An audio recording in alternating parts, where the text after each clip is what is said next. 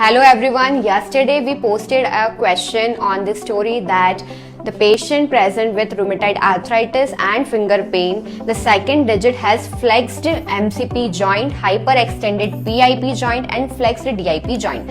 So first of all, congratulations, many of you answered it very correctly, but some answered Budner deformity and some answered mallet finger. So someone asked me what is the difference between all three deformities. So let's discuss that what should be the correct answer for this question.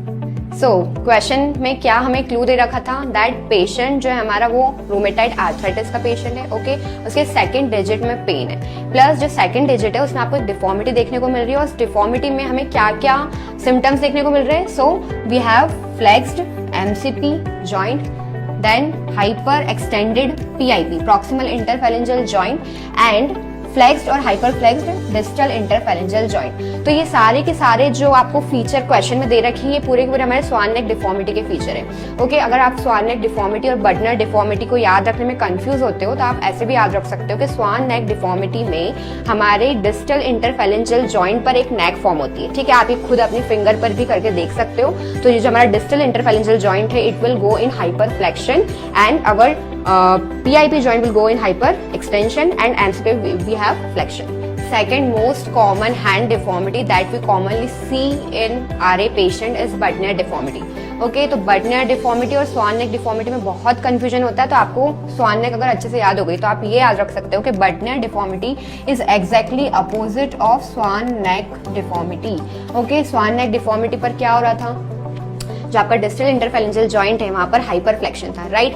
But in boutonniere deformity you will see that our distal interphalangeal joint is in hyper extension, okay hyper extension, and our PIP joint will be in hyper flexion, okay hyper flexion. So this is the difference between swan neck and Budner deformity. Third most commonly जो आपने answer किया था mallet finger. तो first of all mallet finger हमें rheumatoid arthritis के patient में commonly देखने को नहीं मिलता और rarely it can be seen. ठीक है, most commonly it is seen in athletes और sports person, right.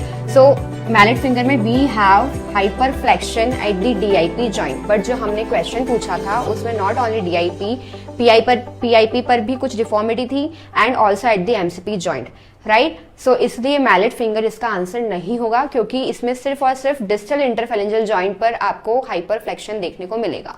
I hope you like the video और ऐसी वीडियो के लिए फॉलो करते रहिए टाइम्स फिजियो.